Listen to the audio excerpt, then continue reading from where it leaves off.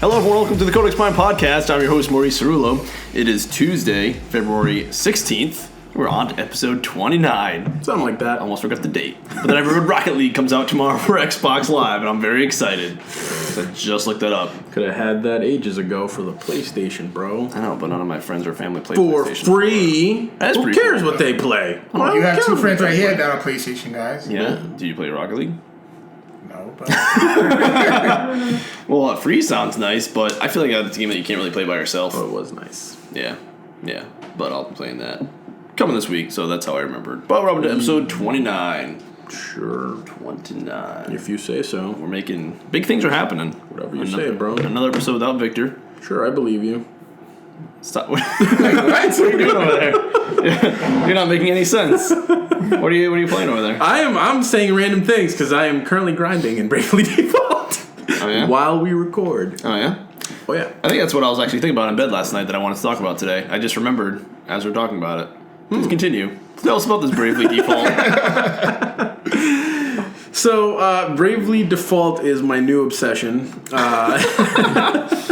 As you and our loyal fans know, I've recently taken up some sweet mobile, handheld. Let's call it handheld, because mobile, when you say mobile gaming, people think of cell phones.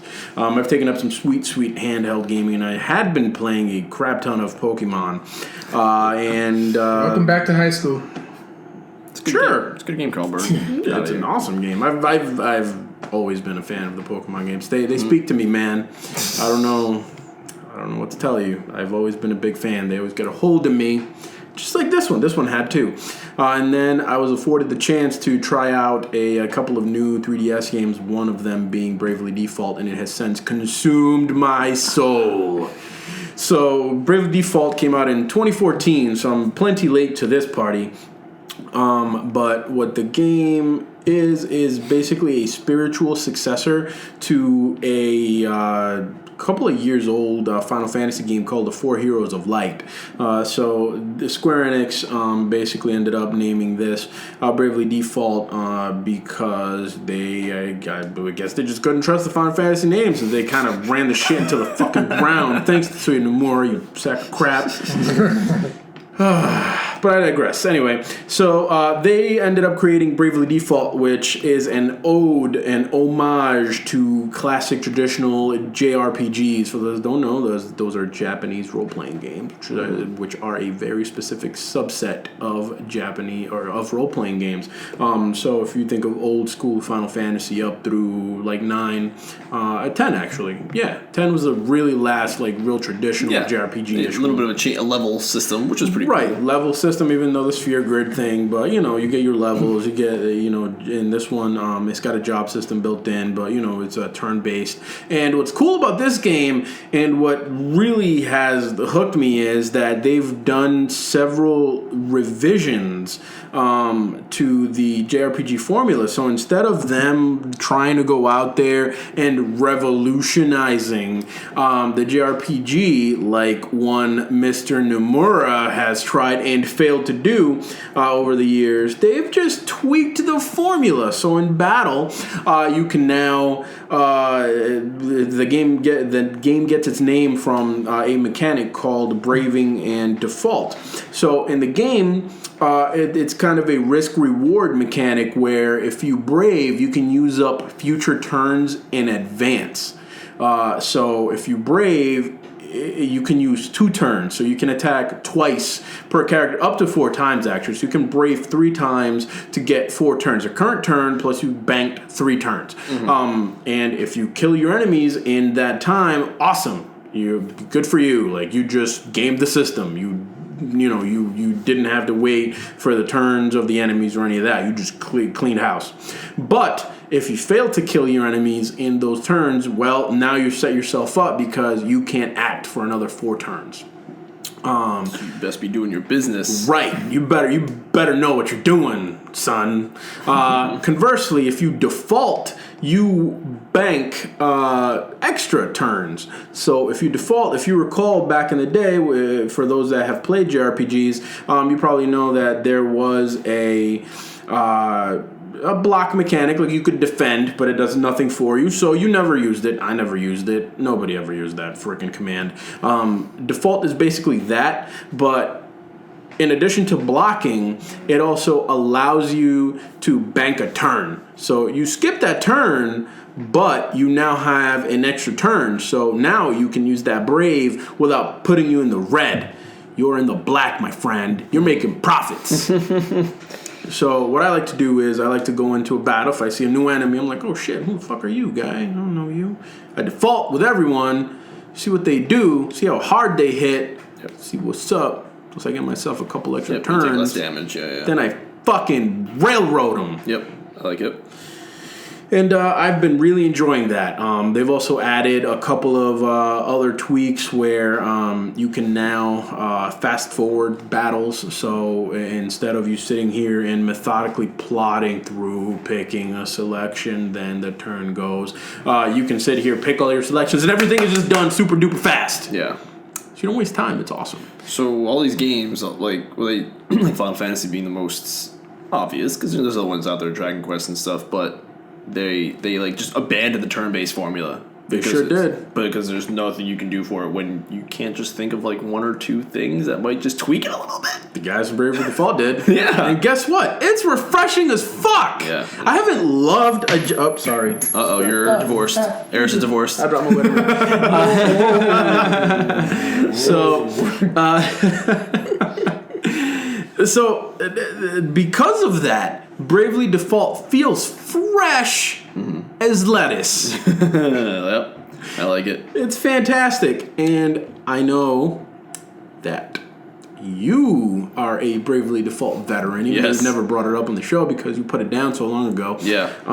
So, what are your thoughts on the game, man? It was really refreshing. I got all the way to level 47. Holy crap! Yeah. My dudes are level 8 right now. I love it. And then I was killing it, and then I got to one boss fight that took a really, really, really long time. And I risked a little bit more than I rewarded, or I braved a little bit more. A little too much? Yeah, I braved just a little bit too much, and I kind of got knocked down, and I was so mad that I rage quit and just never went back. You know I'm grinding right now? That's I went to the second dungeon, and I got wiped by a group of regular-ass enemies. That pisses me off more than anything in gaming. I hate when regular enemies wipe out my entire party in an RPG. It is... Ooh, I hate it so much. I think the reason he beat me, it was a while back now, but I think it was because he could heal himself, but he never ran out of mana. Oh, so fuck he just that. kept healing, and I was like, I couldn't get him down. I think I came really close one time, and he like snaked his way out of it. So I was so pissed. Pissed. That sucks. Yeah. So then you started talking about the game, and I was like, I'm gonna pick it up again. So I played it last night and gained a couple levels. I want to go back and fuck that guy up. And the worst part, he's a big fat chud. He looks like a big fat chud. The guys who killed me in the second dungeon are big fat chuds. They're literal pigs. They're actual pigs. They killed me. So yeah, I'm going to go back to it and finish it up. I am leveling up. I am fucking revenge leveling up, and I am going to fuck them. Yeah, but it makes grinding a lot easier because you just jump in, you're going so quick, and you have all your stuff stored. You just whack people. I turned on auto battle. Yeah. I am grinding right now while chatting with you. My game's going on right now. I'm looking at you right in your beautiful blue eyes. Thank you. It is Valentine's Day weekend. And gaining levels, bro. Yeah. I'm gaining levels while talking. It's legit. Yeah, it's pretty great. I like Good job, Square. I love this game. Yeah, so I'm going to pick it back up. You've obviously played a crap ton more than me. Yeah, so. Story was pretty good. I enjoyed it. There was some stuff that I remember going back, and it was slightly annoying to me at the start. Yeah, the start of the story was a little annoying. It picks up, and it's real Japanese. The DS, the map view gives you like good points of where the map's huge, but it tells you where you have to go. There's an overworld in this. Yeah, it's good. Man, this game is so good. Yeah, I'm liking it. So I'll keep on that. Yeah, I love it. I should have a better, excuse me, where I am next week. Oh, I'll let you know where I'm at. I am on a pig fucking mission. Black Mirror. That show's pretty good. Carl, Byrd, you played any Default Bravely lately? Nope. What you been up to besides seeing Deadpool 4 times? It was only once, but I would like to see it one more time. Whoa. That's how good it was, so we'll discuss that later on. Yep. I actually watched an Aris to Hater recommendation. Oh, yeah. And What was it, Carl? I'll actually say, we will actually say, and this is actually from her too. She would. Who's her, Carl? It's Cassandra. Oh, okay. Who's that, Carl? Yeah, it's my girl. Oh, okay. Just making sure. She would choose an Aris recommendation over a Victor recommendation any day. Yep. And, 10 out of 10 people would agree. And it was the movie Dope. Oh man, that movie's so good. It was a really good movie. It was a hip hop movie. Yeah. It's on Netflix, I think. Yeah, It is, it just wasn't. I mean, it wasn't like your typical hip hop movie, but it had like this real cool hip hop feel to it. I relate to you could tell that the movie had a love for the culture. Yeah, for sure. Yeah, definitely. And then the soundtrack was dope. Like. All puns intended, but Gotcha. we both really enjoyed that. So nice. And then I also tuned into the Stone Cold podcast after Raw last night, and they had a Big Show on there. Mm-hmm. Pretty good story. A lot of it was cut short. Oh, are you promoting a competing product? I'm actually catching up on the Stone Cold Steve Austin podcast because I've been behind. Nice. Oh, I'm behind. This was just because it was on the network after Raw. Yeah. He's coming up on his 300th episode. Wow. Yeah, and I've listened to all of them except for the 2 that I'm behind. I'll be caught up. 2. Wow. Yeah, I'll be caught up. He does 2 a week. I'll be caught up by Thursday. Wow. When the 300th drops. He's not going to do anything special because he's just Steve Austin. He doesn't care. But I'm just like... That's an impressive one. Because I remember when that first came out, and I was like, oh, Steve Austin got a podcast? I don't listen to the crap. That was before I really listened to podcasts. I don't listen to any podcast until I joined this one. Yeah, I like it. I think Aris and I were talking about podcasts, and Steve Austin was dropping one, and that's the one that got me addicted to the medium. Oh, so good. Until I recommended the Bombcast to you. Yes, that is true. Bombcast is my number 1 with a bullet. So that and the mid-season premiere of The Walking Dead, which I honestly say by far was probably like the best Walking Dead episode I've seen in a long. Aren't the premieres and finales the usually season premiere of this season was really good, actually.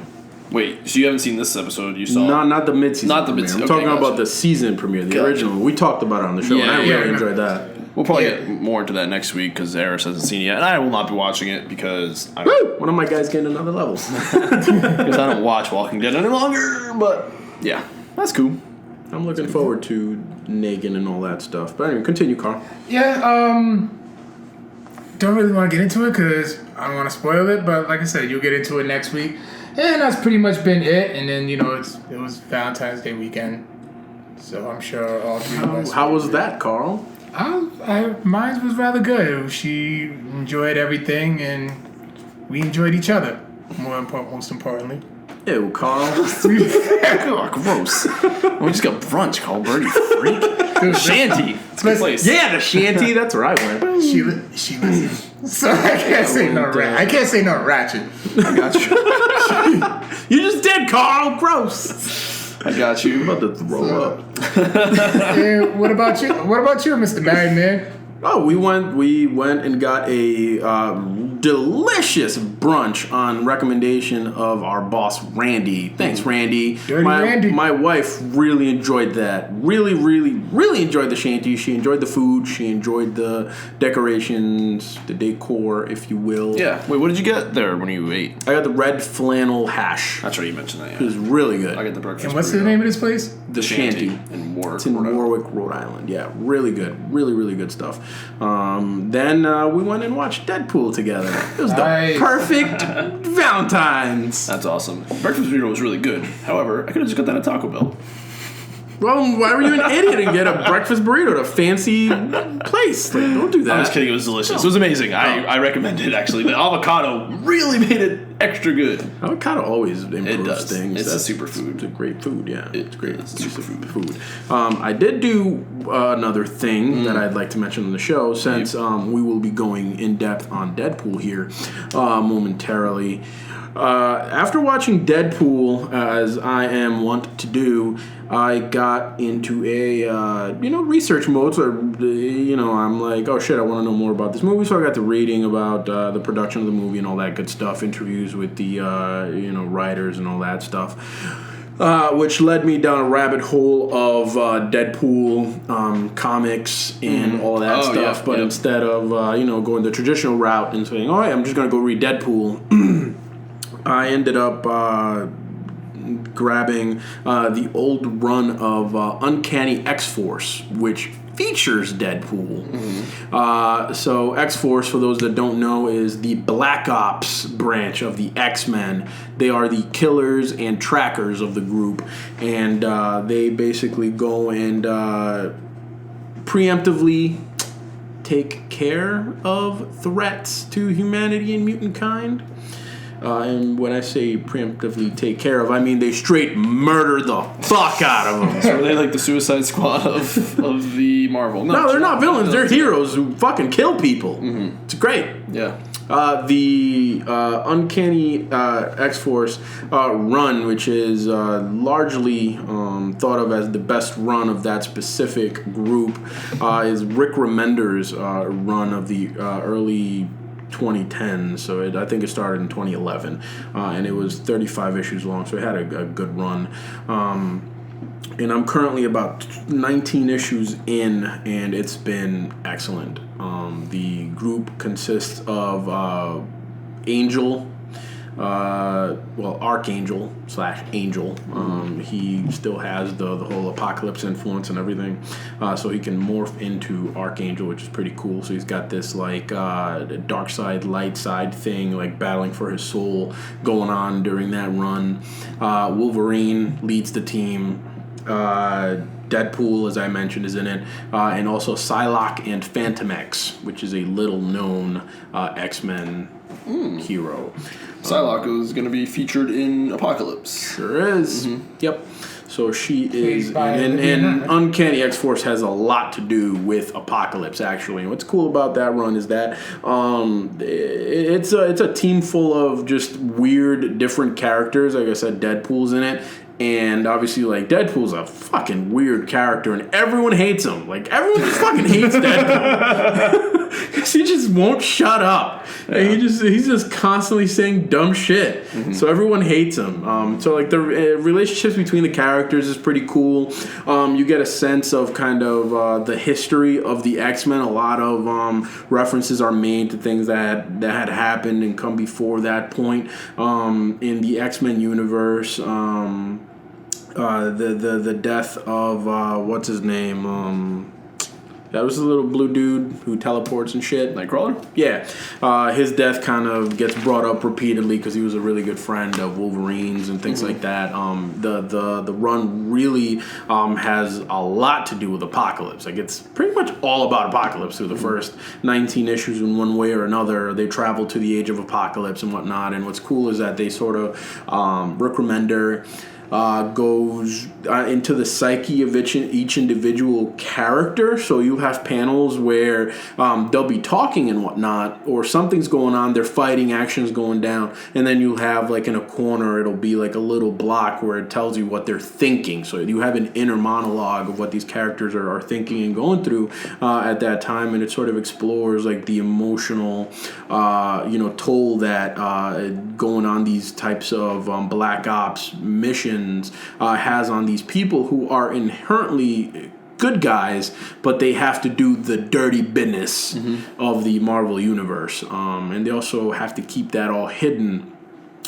from their friends, because everybody thinks that Cyclops disbanded X-Force, and these guys sort of in secret, came together and said, hell no, like we're needed. We need to murder fools sometimes. We can't just be sitting here arresting people. So that's that also takes a heavy toll, and it delves deep into the relationship between Angel and Psylocke. Psylocke is a psychic, and she is the one who sort of keeps the Archangel influence under control in Angel. So that's sort of, and they're also romantically involved. So it's sort of like a cool, interrelationship situation between all the team members. And at that time, Wolverine was also part of the Avengers. So he's splitting time between, the two teams, and that's briefly mentioned sometimes and things like that. It's all pretty cool. So I definitely recommend it. If you have a chance to go back and take a look at that, I recommend it wholeheartedly. Another thing, just to button that up, that I'll recommend that ties directly into that is the fact that for the longest time I was hesitant, well, more so. I did not enjoy reading comics on my iPad, and I found a really, really great app for reading your own comics on the iPad. It's called Chunky Comic Book Reader, and it's awesome. It's a free app with a lot of really cool features, really great formatting on the iPad. It looks awesome, and the best thing is if you pay for it and upgrade to Pro, I think it was $4. The feature that really sold me on this thing in that Pro upgrade was that it allows you to connect to your Windows shared folders in your machine, so you no longer have to mess around with friggin' iTunes to transfer your files and comics and everything to your iPad. You can just go right in, go into your folder where your comics are stored, click on it, download it right to the iPad wirelessly, and read, and it's all super fast, snappy, and awesome. I love it. Nice. It's the best ever. Chunky Comic Book Reader. iOS and Android, or I don't know about Android. I don't own an Android tablet, but it's definitely an iOS, and it is awesome. Nice. Recommend it 100%. Just like I do that Uncanny X-Force run. Fantastic. Really good. And what does that go up to?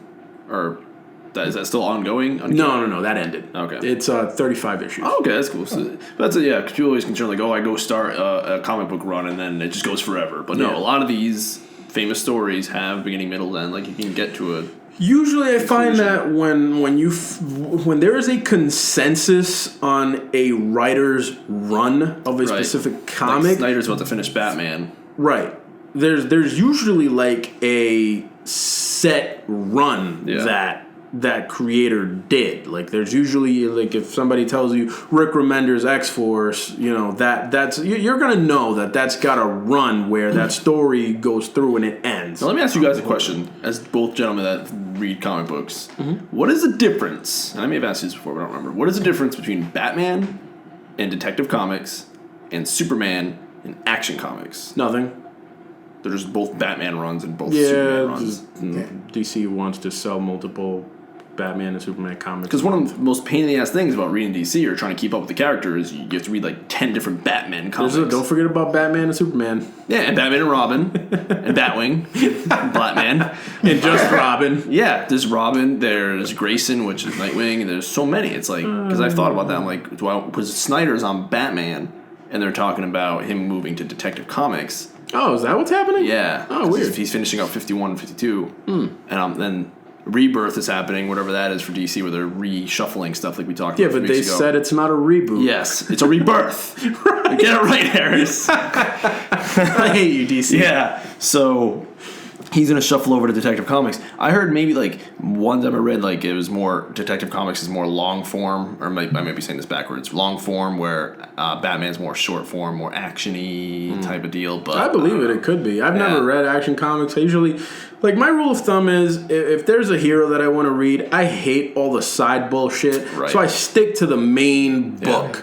Like I feel like it's a safe bet that their main book is gonna have most of the story that you want. Yeah. Like, it's not like the 90s. I feel like comic book, companies have gone away from doing all this bullshit. Like, if you go back and read some 90s comic books, you'll see, like, guys talking about shit, and then all of a sudden there's, like, at the bottom right, editor's note, this happened in X-Men issue 52 back in 2 years ago. Yeah. You're like, what the fuck? I don't want that. I remember when my brother was collecting them, we had 0 Hour was happening in DC, and there was just shit everywhere. Like, you couldn't keep up. And like Justice League had Batman and them fighting Darkseid, and then in Batman he wasn't even Batman. It was like someone else. I remember during what was it? Cataclysm? No, the one where Gotham gets the earthquake and shit. Kingdom Come. Yeah. That every book ever in fucking DC was going on to some Kingdom Come bullshit at that time too. I hate it when they do that. Yeah. Like, I love the fact now, like, since the new millennium happened, it's short contained events. Secret Wars. Hey, that happened. Yep. Let's move on. It's Yep. not like 2 years of the same bullshit. It's just let's get this. This is this year's event. It's happened. The world has changed in some way or other. Pick up those comics to read those. Yeah, because Marvel did a good job of that. Secret Wars. Yeah. It's over. It's done. Let's move on. I like that. Goodbye. I love that. Spoiler alert for Secret Wars. Goodbye, Fantastic Four. You caught up. Yes. Thank You read the whole thing? No, I just followed up on some of the things that are happening in the all Marvel universe. Oh, okay. I don't know any of this because I am keeping myself spoiler free. Well, sorry. Well, Nope. I mean, I knew that there was going to be some people catching it, and they canceled the Fantastic Four. That's what I'm saying. book. That's what I meant. I didn't say. Oh, I'm not okay. saying about the character. I'm just saying like Fantastic Four, the comic book, is just canceled. Like it's gone. Oh. But you knew. Yeah, Yeah. That they announced that like Yeah, I know. either during or this is before how Secret this is Wars like this kicked story off. explains how it's how canceled. that happened. Okay. Yeah, I'm not Yeah, saying that makes anything sense. happens to any. there is a individual there is a reason though for that. Yeah, so it's interesting. I was schooled by Reagan. Yeah, I just It's caught up on it. basically just all right. We're gonna stop doing Fantastic Four. Just so we can, just as a plan to get the movie right. Oh, the back. movies. Oh right, yeah, right. yeah. Yeah. That's a good job. that was very transparent. We'll talk about this with the Deadpool stuff, but it's just hilarious that guy that produced Fantastic Four also produced it at Deadpool. We'll talk about that more when we get to that. That's weird. Yeah. The only other thing I did this week, I saw Room, which is an Oscar contender based off of the 2010 novel. When is the Oscars? Good question. I'm sure our friend Victor. Victor It's a 2010 novel by Emma Donahue. I hope I'm pronouncing that right. Donahue. I know someone named Donahue. Yeah, me too. What up, Mike? It's about a mother or a woman who is kidnapped when she's a child, or as a teenager, excuse me, and is kidnapped and put into a room, into a shed, and locked in there. And you probably saw this in the news. Victor talked about this a few weeks back. Yeah. That's what I saw. That's right. He did see this. I thought so. I was literally about to say, this sounds like it's right up Victor's alley. Yeah. Oh, wait. That's what I was Victor thinking. totally talked about Yeah, I saw it, this. Vic. I liked it. I'll say, just to add on to Victor, because he talked about like the movie stuff, like the cool stuff about like the cinematography and whatever. So in this movie was probably the most stressful 10 minutes ever in the history of my movie-going career. Wow. Like, there was a part where, like, my chest was, like, pounding. I was so concerned for things. And then I was watching with Jess, and she, like, squeezed my hand because she was so nervous. I was like, oh, my God, this is terrifying. And then I was like, I got a little choked up. It was really emotional. And all of a sudden, William H. Macy showed up. I was like, oh, shit, I love William H. Macy. That's always I was good. like, I didn't know you were in this movie. But yeah, okay, so I'm not going to go over what it's about and everything because Victor already did. But just saying that, I recommend it. Brie Olsen did a really good job. She won the Golden Globe for Best Actress, and she's nominated for Academy. So now that I saw that, I got to go see Revenant at some point so I can hype up my boy Leo. And then I also saw Deadpool as well. He's going to get it. That bear, Best Supporting Actor.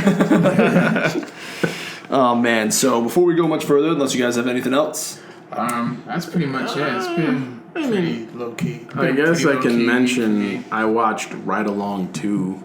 Oh, yeah. It wasn't great. I enjoyed Ride Along 1. This Ride Along 2 was not great. I DJ'd a baby shower. Carl, no one cares, Carl. Why did I share some DJ? That's great. No one cares I love about what it. you DJ'd, Carl. Here's my question, Carl Byrd. Do a lot of people just don't have an iPod? just put it on shuffle, Carl Byrd.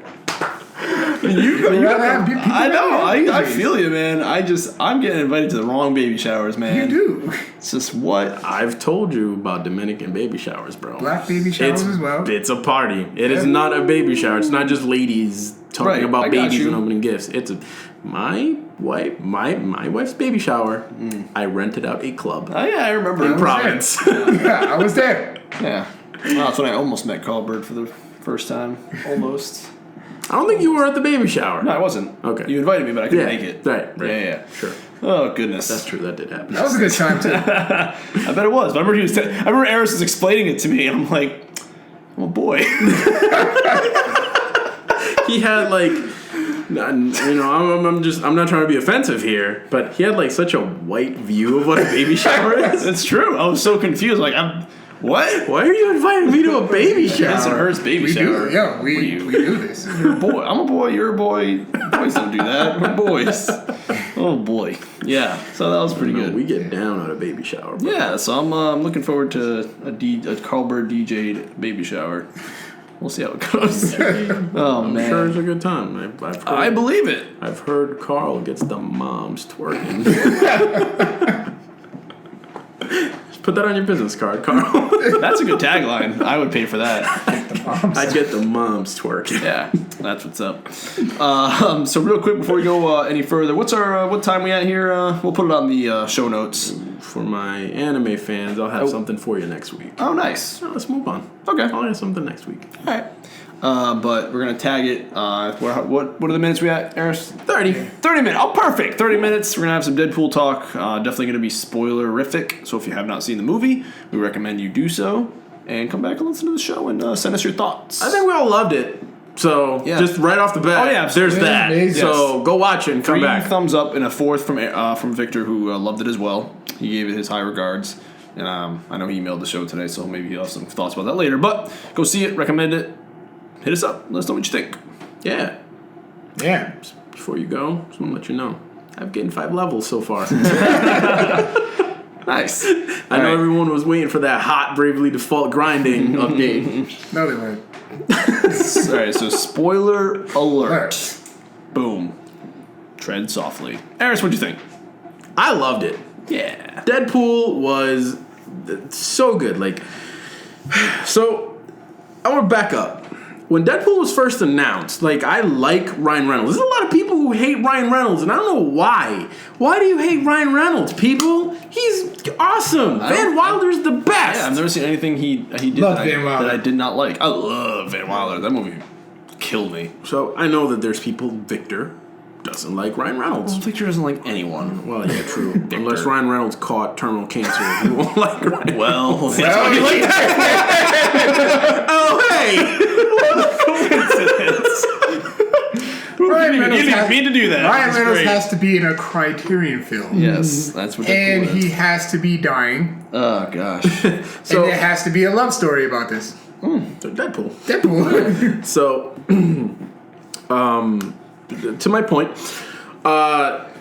when that was first announced that it was greenlit after the leaked test footage and all that, which was awesome, by the way. Yeah, they made it happen. So that's crazy how that happened. Yeah, I don't know how Fox looks at that. Like, some stupid ass Fox exec sees that footage and he's like, no, I don't want to make that. I do not think I want to put millions of dollars into that. Right. Fuck that. Let's go with Fantastic Four. Well, the people spoke. Yep. And said, hey, fucking like that. So whoever leaked that footage, good on you. You just made hundreds of millions of dollars. Good job. Took you 10 years to make million, it. I believe. Apparently, Ryan Reynolds went on some talk show, and they asked him about that, actually, who released that test footage. And he said that it was one of 4 people. It was either him, the director Tim Miller, or one of the 2 writers. And he said he is 70% sure it wasn't him.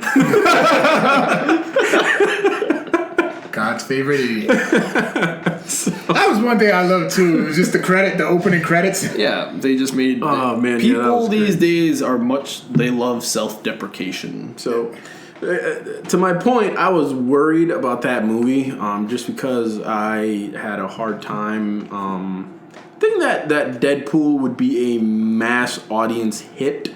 It is very much a niche comic. I don't care who tells you that they fucking love Deadpool. Yeah, everyone's That's a hard character to maintain, an ongoing series. That's why Deadpool has never had a real ongoing series that's lasted for ages. Just himself. Yep. He's really good in miniseries and playing off of other people. Yeah. That's why he's so good in that Uncanny X-Force run. He's good in that. Cable and Deadpool is probably the most famous stories featuring Deadpool and whatnot.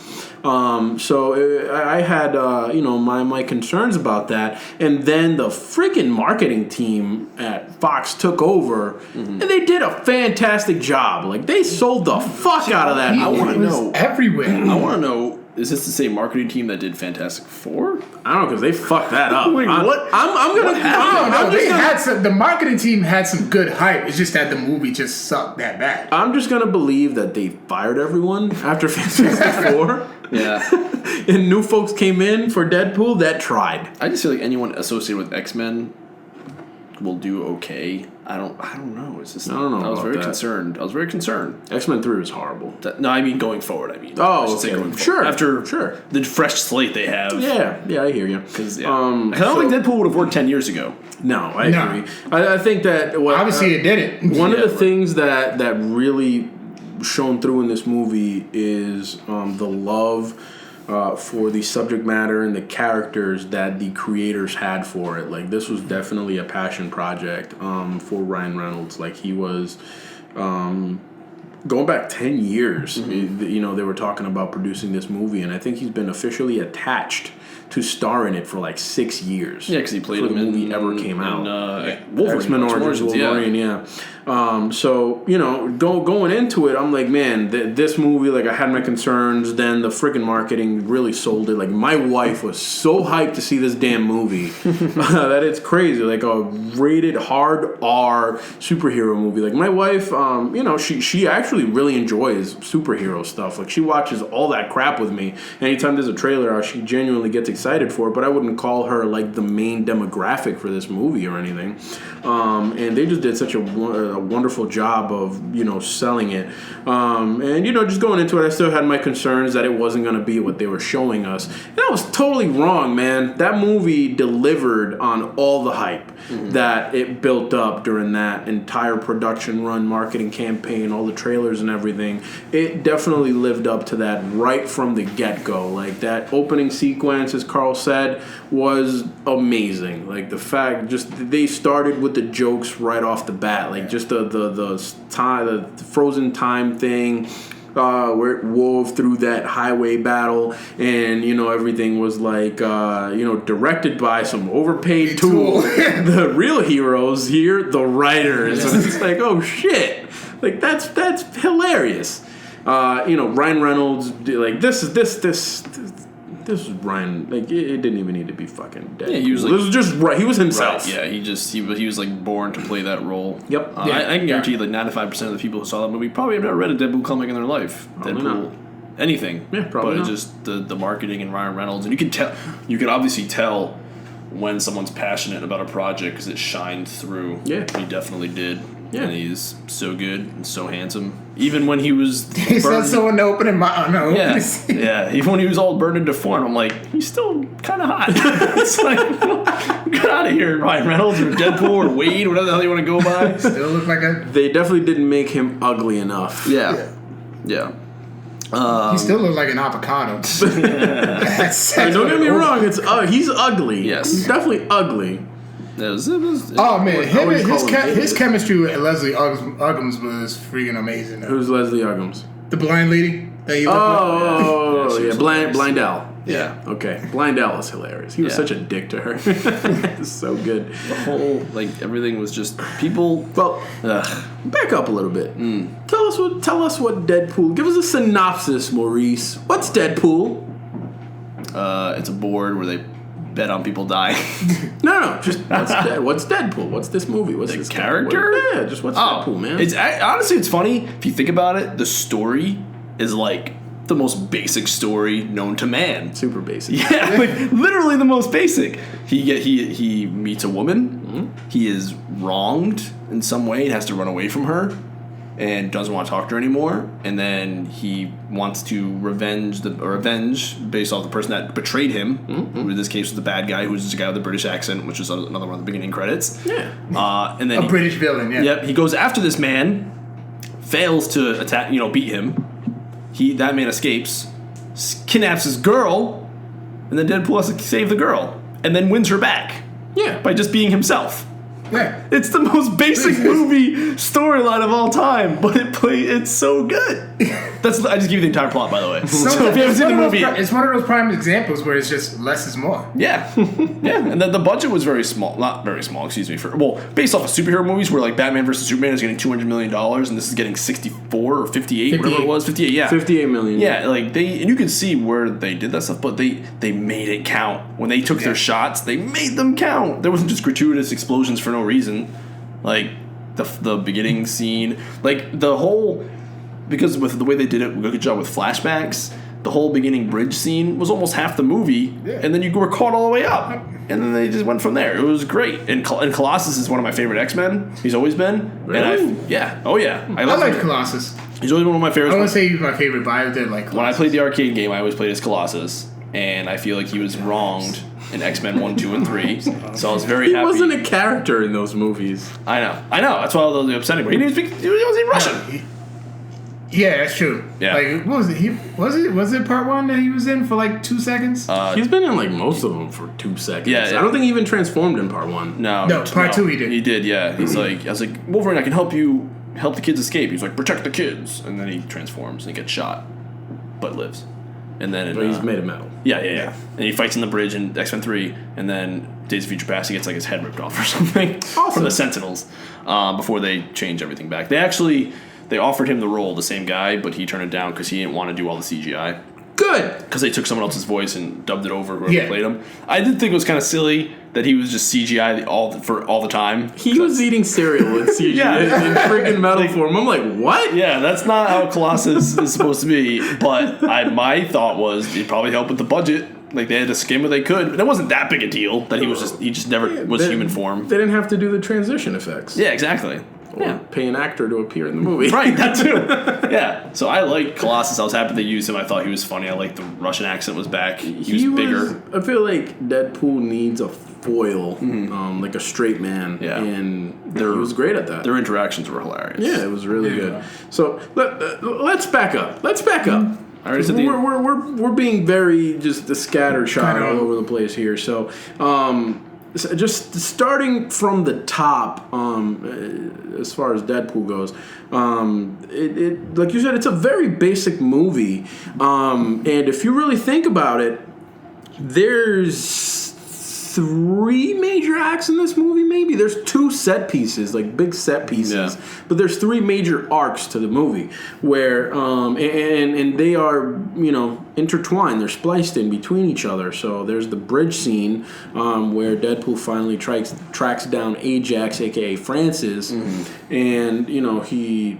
runs afoul of his goons and Ajax himself and all of that good stuff. And then we get the flashbacks to Deadpool, his happy life, and how that all crumbled. And then we have the scene on the helicarrier at the end, which was awesome. I was like, what the fuck, is that a helicarrier? Is that what they're fighting on, a broken helicarrier?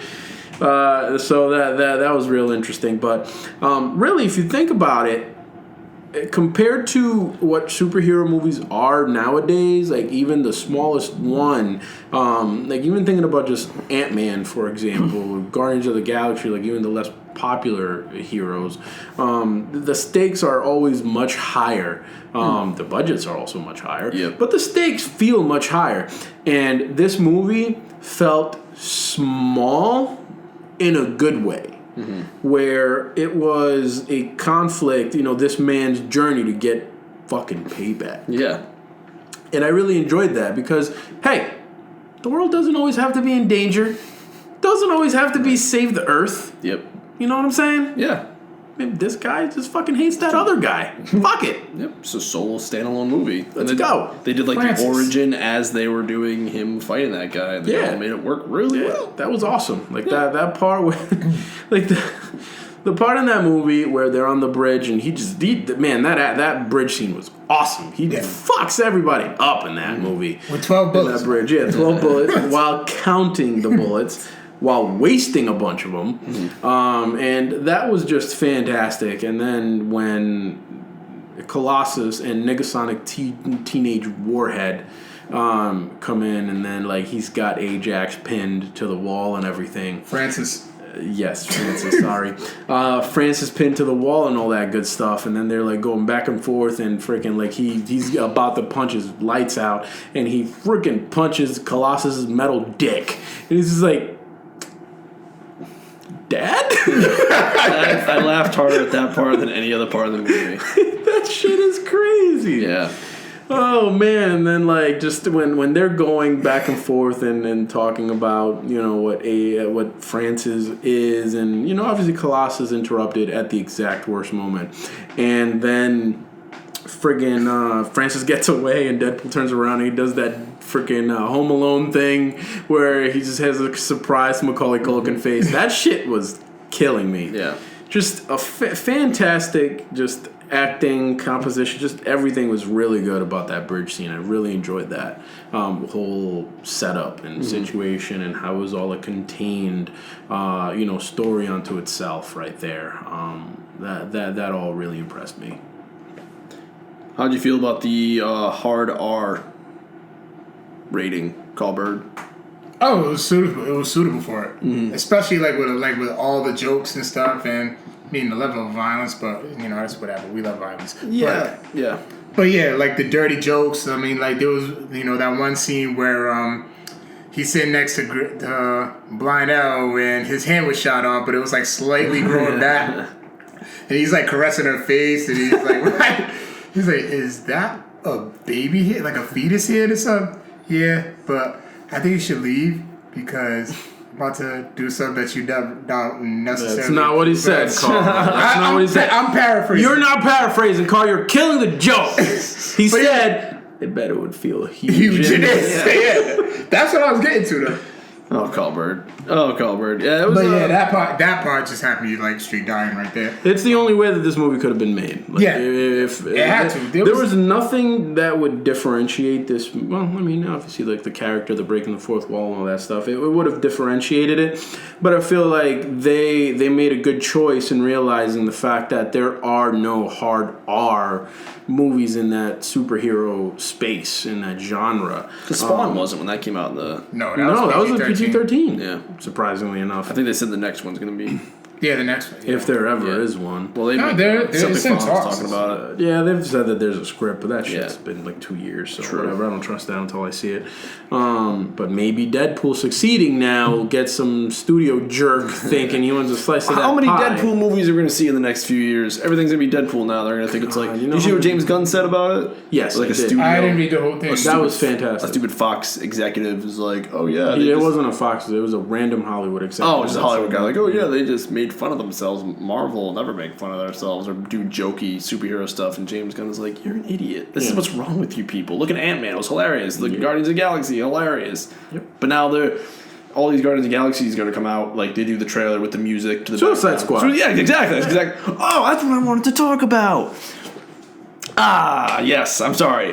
Jump in the middle of the Deadpool conversation here. But during Deadpool, the trailers that came on before, Suicide Squad was one of them. And I just was not impressed whatsoever.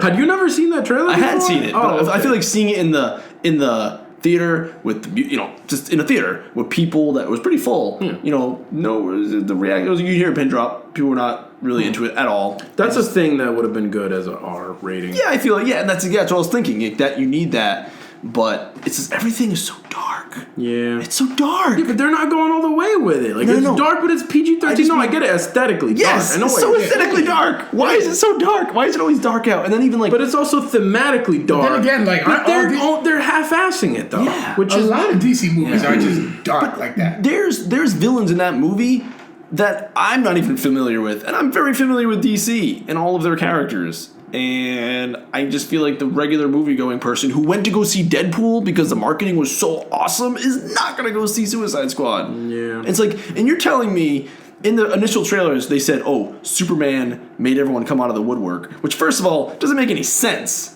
Because if I knew a superhero man like that was around, I would not come out of the woodwork. I don't understand how that makes sense. And then they imply that Man of Steel started the DC expanded universe.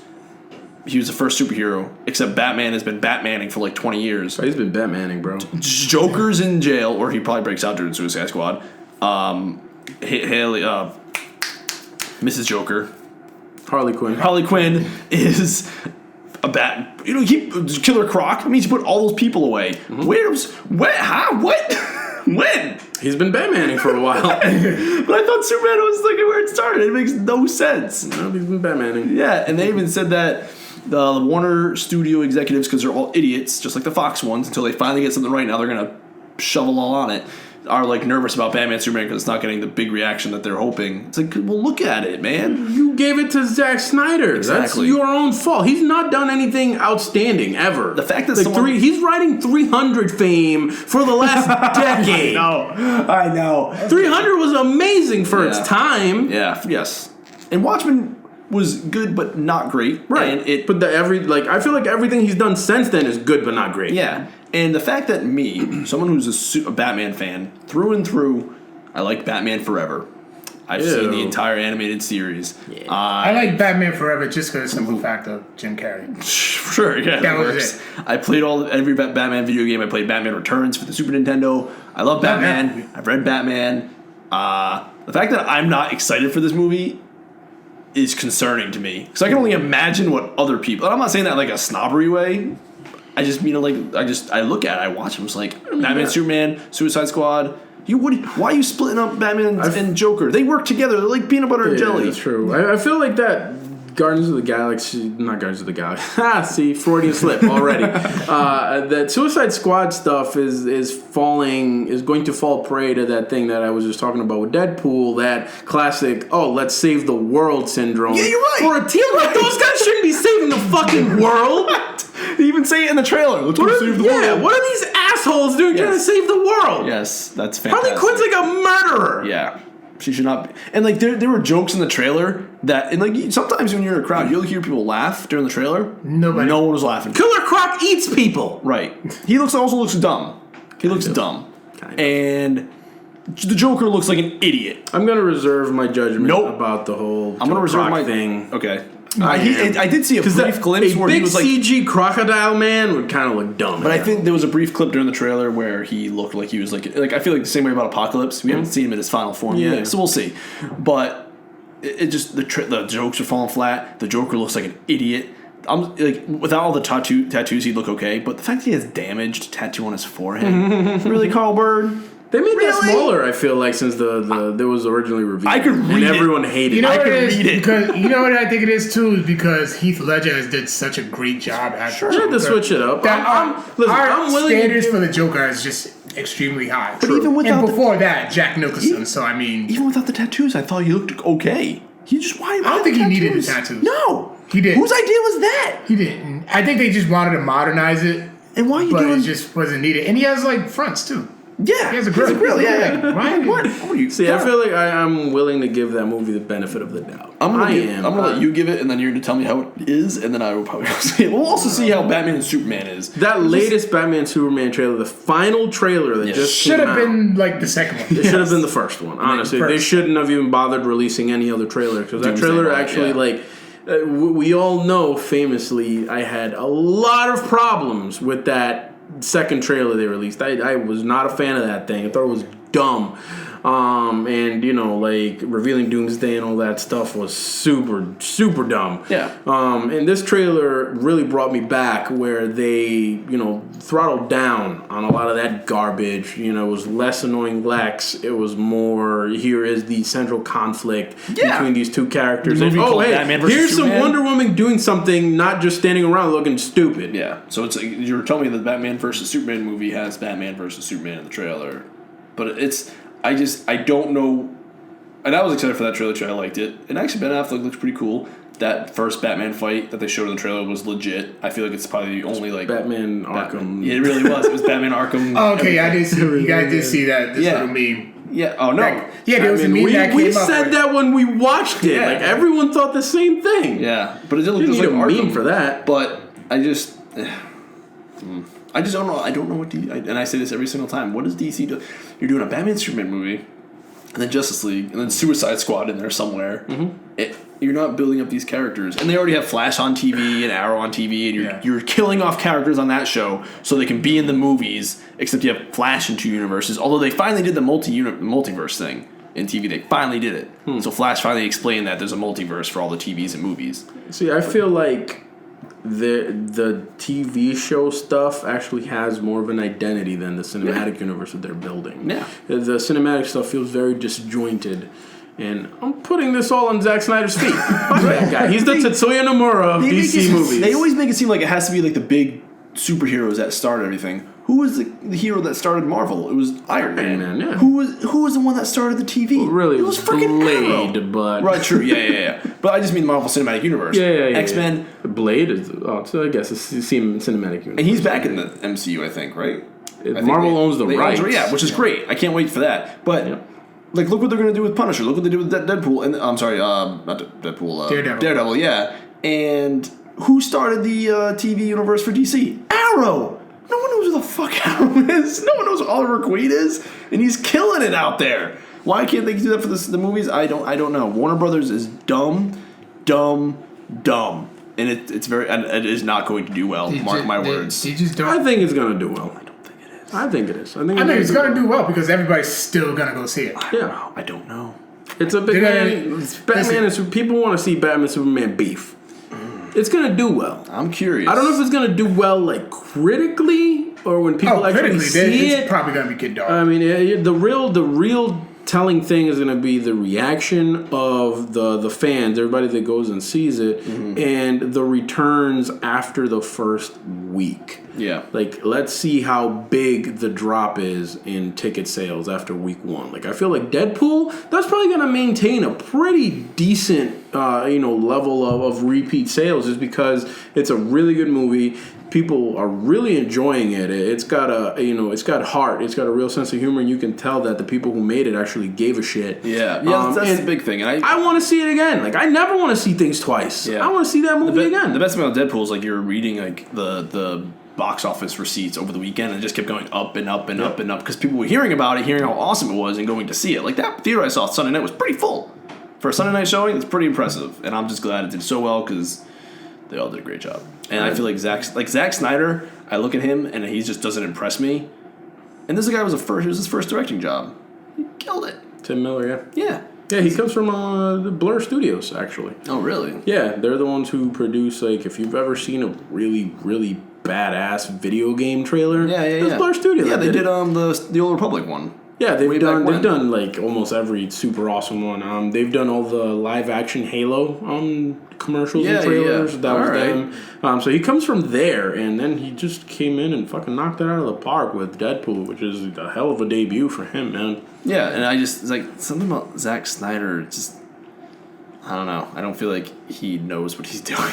Darkness and slow-mo. That's his MO. Yeah. But anyway, let's get back to something that we enjoy. Okay. Deadpool. Great. You guys talk. I'm going to take a break.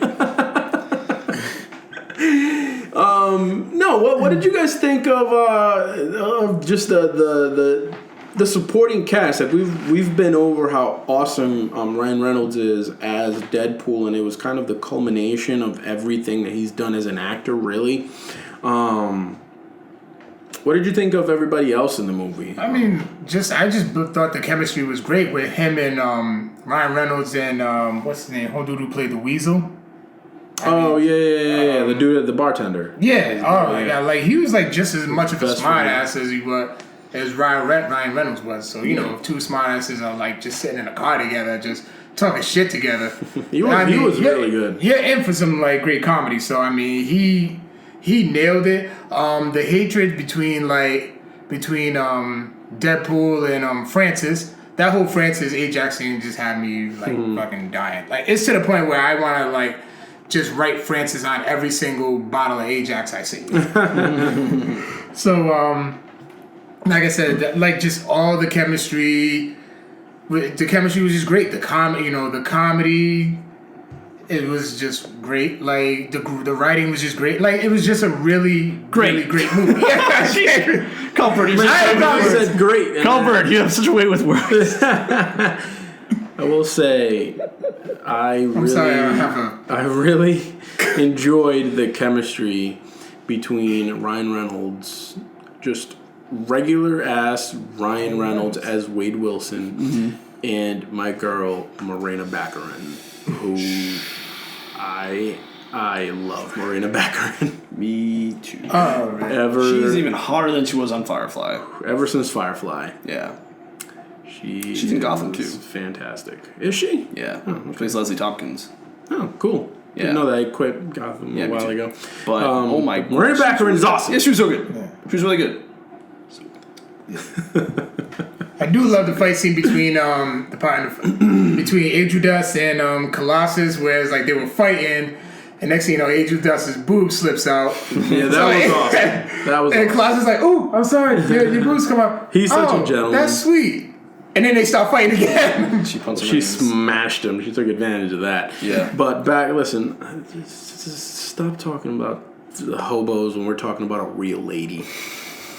Well, Gina Carano she was Ronda Rousey before Ronda Rousey was Ronda Rousey. Very much. Yeah, so. She was the original MMA fighter. She's also a terrible actress, but before Ronda Rousey was a terrible actress. She's just doing it first. Like I feel like she's not there to really act. She's just there to fight. Right. I feel like what she have like 2 lines the entire movie. Gina Carano. Yeah. Possibly. Yeah. Like and people were they were campaigning hard for her to be Wonder Woman, which is hilarious. Really? Yeah, there were fans online who really wanted Gina Carano to be Wonder Woman. I get she's physically imposing. I'll give her that.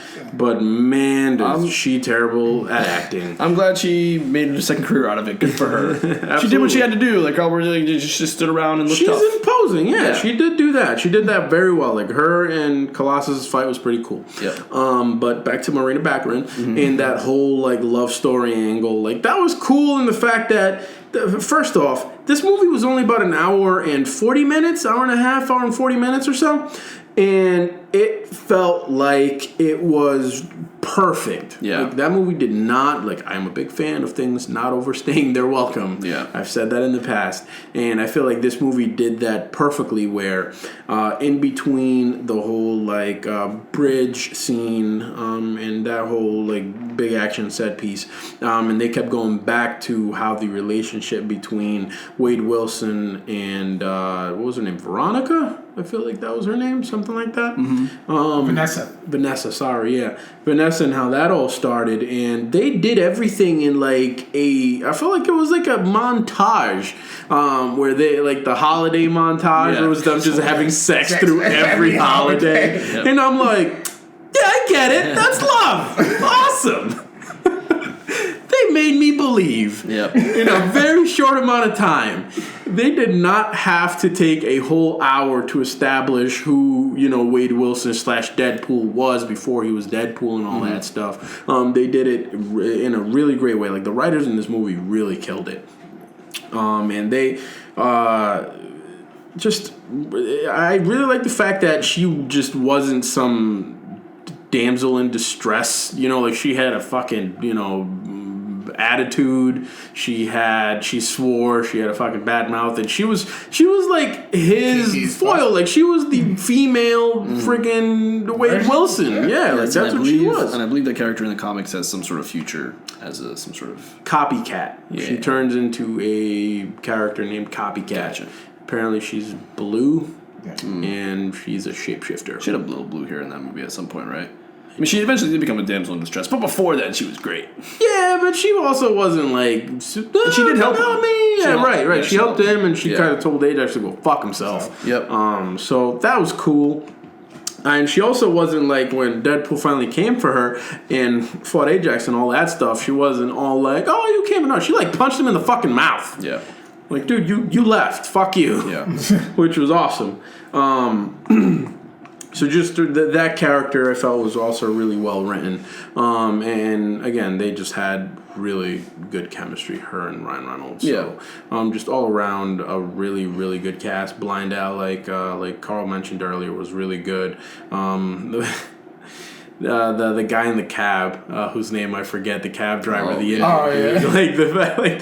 movie starts there, and then like he's taking them to the final, and he's talking about his heartbreak, and heartbreak is just as bad as Mama June leaving hot yoga. Yeah, and the first scene was like when they did all the credits, where they said all the funny names, but the first like real Deadpool scene was when he was in the back of the cab, and he takes the slip, and I forget what it said on it, but it was like hot yoga or something. He just folds it up and puts it in his pocket. As soon as I saw that, I was like, this movie's gonna be good, because that's like so subtly just hilarious. Playing with the window, and there's like gum on the screen, and he's cleaning it up. I really like that a lot. My only downside the entire movie, and then this could be explored more in the future, but they didn't really get too much into the fact that Deadpool's kind of like just straight up psychotic. Yeah, they didn't really do that too much, which I can see to a certain extent. Kind of back off from that a little bit. I'm not a huge Deadpool guy. I mean, myself. They did kind of show that stuff, just because, like, I mean, when he was in the final scene, the final action set piece, and he's like, "Oh, what's my name?" And he's like, "Oh, I'm gonna fucking spell it out for you." Yeah, he killed a bunch of dudes and spelled it with their bodies. True. I'm like, that's not psychotic. That's pretty true. That's true. That's true. That's true. Yeah, and like his fighting skills, I don't know where they came from. They came in really fast, like his super fighting skills. Because I know he was special ops. Merc. I know he's a special ops, but like the flipping and the shit could he do that before he turned ugly looking? Yeah, I mean, I would assume he doesn't have. They don't never say that he got any type of special reflexes or strength. But again, this is all stuff that this is stuff because like the budget and stuff. And this is not the Wolverine version, because in the X-Men Origins, that's true. Yeah. Wade Wilson, he had mutant powers before they turned him into Deadpool. This is different from that. And in case anyone was confused by that was the Weapon X program, but it was like a shady version of it. A shadier version of it. Yeah. They gave him healing, which is the same one. They gave him healing, Wolverine. and they spliced him with a bunch of different powers for other heroes. Yeah. Well, I'm talking about this Deadpool here. Well, they didn't say anything Deadpool. Like it was also Weapon X. They said they never say that it's Weapon X. But I think outside Francis, I think he did like an interview where he mentioned it. Oh, really? Okay. Yeah, but it was like a shady version of it, and he gave him the healing, and which messed with the cancer cells because they were like healing as fast as they were forming and stuff like that. Yeah. But he's not only you did see healing. they did take a shot at the X-Men Origins Wolverine where they just show like a little action figure. Yeah, that was great. That was funny. And all they take shots at a lot of different things. They take shots at the X-Men. They take a shot at Green Lantern. Just the way they straight up said that, were like, we don't have the budget for more than 2 X-Men. Yeah, 2 X-Men. I thought that was great. I was like, that's so because like that's the kind of stuff you can just say to audiences and they're like, yeah, I get it. I get it. I wonder why we only ever see 2 of you. Yeah. Like, that was hilarious. Say because the studio doesn't have enough money for more than 2 X-Men. Yeah, that's great. Like that stuff is just all around pretty awesome. And just they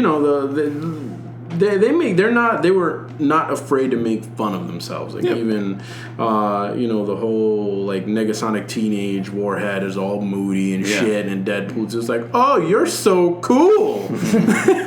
And the Sinead O'Connor references. That whole thing is just fantastic. Like just the play off on of Deadpool and those guys. What did you guys think of the action in general in this movie?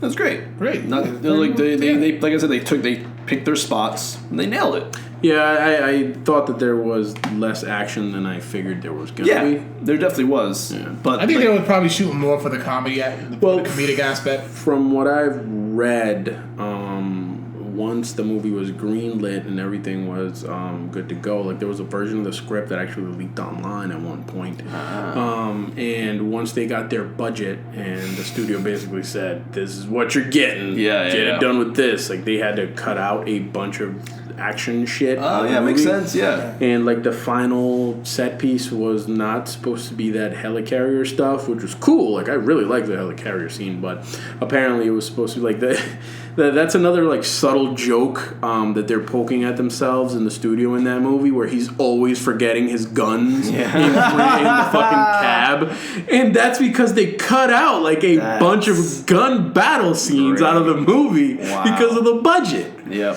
They made it into a gag, which is fucking genius. Yeah.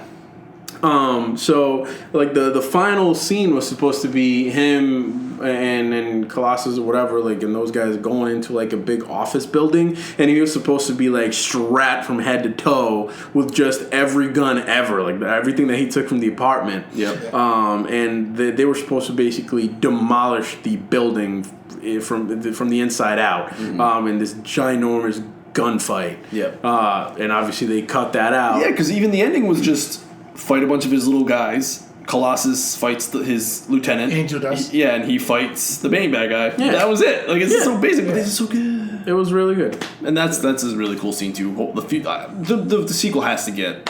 And it's still going to make more money. The sequel's going to have a stupid budget. Yeah. Like, I can guarantee you that. They're going to give them so much money. And I'll just end it on this. On my note, is that the sequel is going to have Cable. Yes. Cable is all about... it's all about time travel. And I love time travel. I've been seeing, like, a lot of, like... people just like posting, who should play Cable? Saying like, people want more Deadpool, man. They're saying one person actually suggested Kevin Nash. Get out of here. Oh, he can really walk. He's a sucky actor too. Like He just has the look, the studio says that they want the producer, who was also the producer of Fantastic Four. I have a few questions to ask that man. I think he just got out of the way. That's my take on that. Like, Fantastic Four was a straight studio movie. Deadpool, they probably never had much expectations for that. Like if so they it just fails, said, fuck it, let them do what they want. Yeah. Drop in the bucket. So, my fear now is that it's made so much money that the studio's going to be like, let's get in on this. Even the marketing, thing. like the skull poop L, was just a billboard. But then people take pictures, and that shit's all over the internet. Yeah. Like a second. It's genius. Hire that man. Yeah, so good. It's great. But they're saying like a lot of fans. The producer would like John Hamm, which fucking love John Hamm. Sure. That's great. If he can bulk up, because Cable's huge. Yeah, he is. Yeah, super huge. He's jacked as fuck. What's a really bad actor? Like, those are two good actors. Him for 300. John Hamm and Ryan Reynolds would be awesome. Yeah. Well, Keira Knightley. Gerard Butler, he was in 300. He can get jacked. Who? Gerard Butler. Oh, yeah. I don't know if he can play Cable. I don't know. He can get jacked. He can definitely get jacked. And he has, like, the short hair. Dude from Avatar is, like, openly campaigning for the role. Oh, yeah. Sam Worthington? No, the older guy. Older dude. Who basically Cable. Yeah. At that time. He's now older, so it's like, I'm all set with you, old man. I'd rather have John Hamm, like, bulked up John Hamm. I'm good with that. Avatar was, what, 10 years ago? That was a while ago. I don't know about 10, but it was 2009, I think. Probably 7. And another one that I've seen online mentioned is Eric Dane. He's a television actor, but he's got the look. Like, that dude looks like Cable. He could pull it off. I don't know if he's on The Last Ship or some shit like Eric that. Eric Dane. Eric Dane, Dane. He's got the look. Like, that dude could definitely pull off the look. I don't know. Oh wow! Oh yeah, McSteamy, I think. Yeah, from Grey's Anatomy. So that guy. Good for him. Yeah, he does have the look. He could definitely, for sure. like, fans are mentioning him as a possible Cable. So I like it. Yeah, no, I look forward to that casting. Cool. And you know what? Is that everything we wanted to say about the actual movie? Tie a bow on it. It was an awesome experience. I think that we all really came away from it basically thinking, holy shit, they did an R-rated superhero movie right. And I guess superhero fatigue is far from over. I've been saying that. Give me more. Right. More superheroes, give them more steroids, more HGH, everything that's bad for us. Cable's going to need it. Give us more of everything. Everything that's bad for us, give it all to us. Yeah. And I mean, we all voiced our concerns a little bit with how Hollywood is going to implement it, but or take the success of this movie. But you know what? Fuck it. Even if there's some stupid-ass executives out there that all they take from this is, oh, hey, if we have a raunchy superhero movie, that's just going to make us buku dollars. If one or two good movies comes out of that, like, you know what I hope this does? I hope it makes DC look at it and say, hey, we should make fucking Lobo. Yeah. Seriously. Like, Lobo would be the perfect DC Deadpool type of rated R thing. Lobo's the shit. I fucking love Lobo. I was thinking that, like, yesterday. So, like, that would be awesome if DC just greenlights fucking Lobo. At one point, The Rock wanted to play Lobo, but now he's going to be Black Adam. So that should be interesting. I love The Rock. Yeah, that's cool. But, you know, I hope that they take away the fact that what really made this a successful project was the passion that the creators had for it. And that they get out of the way of the people making those movies. Because if you just throw in some fucks and some gore in there just for no reason, it's not gonna play. Yeah. And not everything played in Deadpool. Like, not every joke was hilarious. No, there was some that was like, okay, really? All right, that's enough. It's a little silly. But a lot of them landed. Sure. A lot of everything's gonna land. And, everything didn't have to be fancy. You know what I mean? Like, there was a montage of some stupid-ass Deadpool rap at one point where he was chasing down, like, the leads to find Francis. And it was just an 80s-style montage to a bad rap song where he just went around beating people. Yeah. That was awesome. Yep. Like, this movie wasted no time. It was, very breakneck. And it was that, I freaking love that about Deadpool.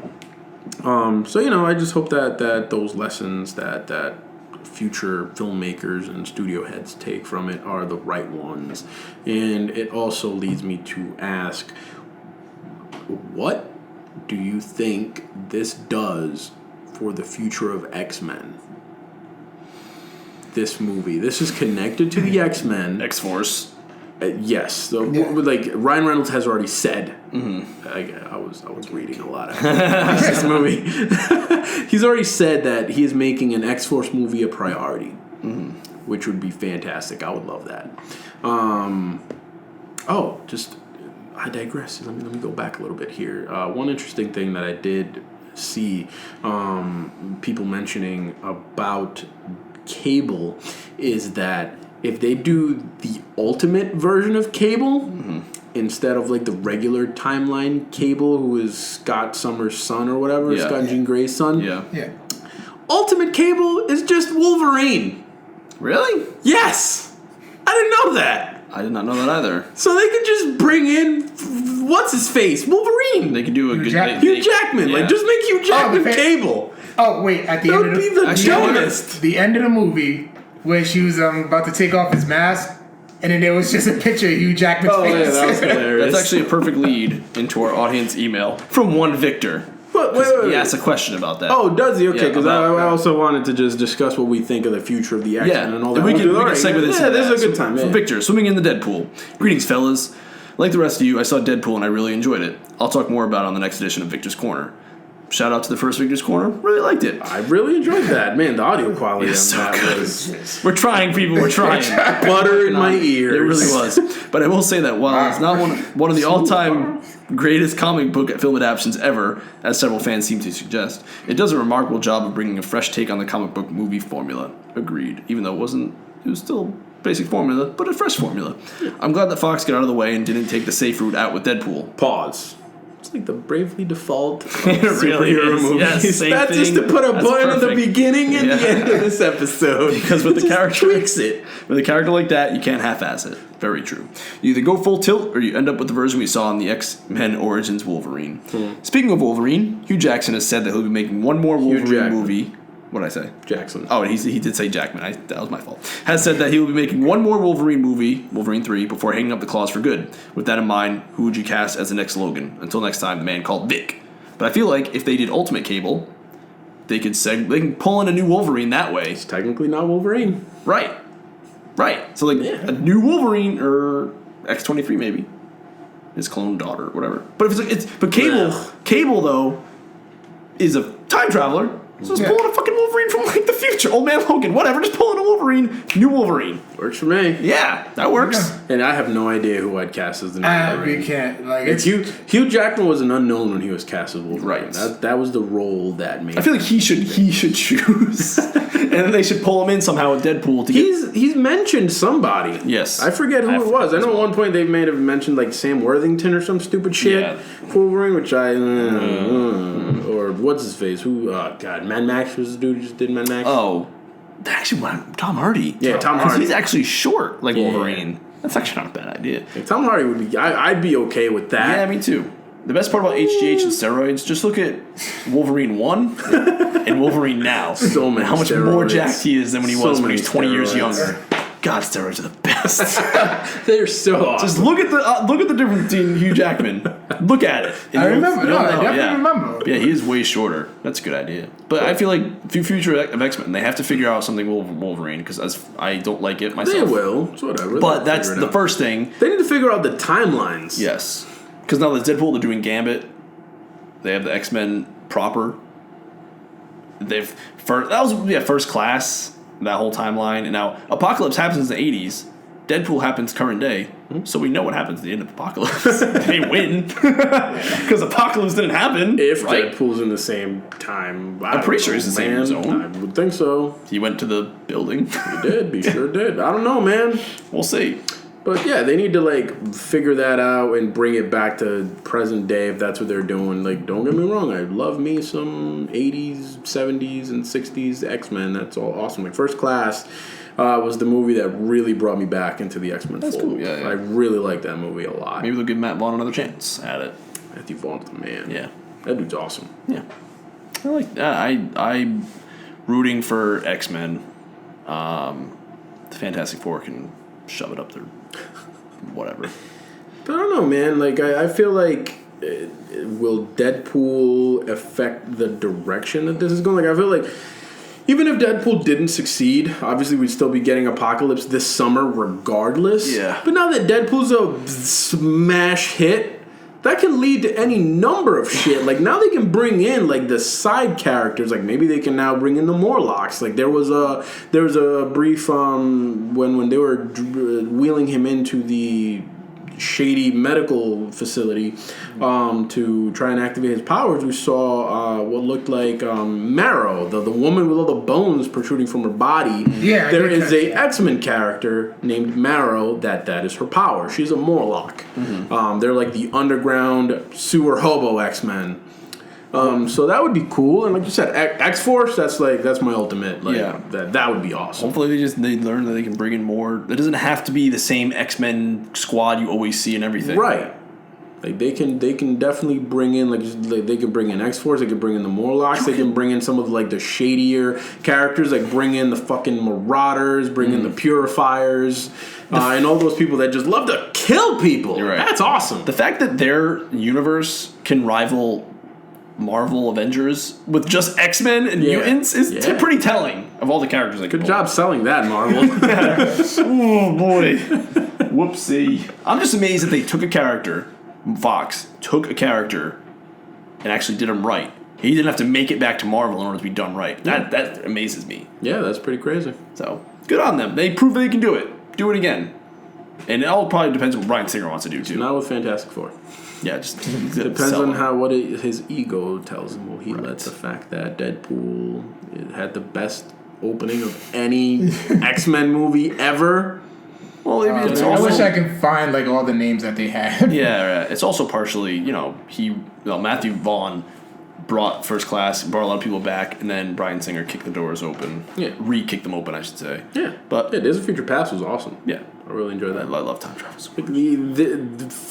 X-Men is the one thing Fox is going right now. Yeah. Don't fuck this up. Right. Like Deadpool, the X-Men, like if you're going to make X-Force, do it right. Let the Deadpool people do it. Mm-hmm. They know what the fuck they're doing. So, just let the people who know what they're doing do their thing. Like when Bryan Singer came back, the X-Men continued to be good even after Matthew Vaughn left because he didn't let McG or whoever the fuck did X-Men 3, I forget who it was. Oh, Brett Ratner. Oh, he's the worst. Yeah. Oh, God. Yeah, gross. I just want to forget that movie. Well, thankfully with Days of Future Past, you can. Oh, yeah, that's right. It like wiped out that timeline, didn't it? Didn't happen. That's fantastic. That's just fantastic. Yeah.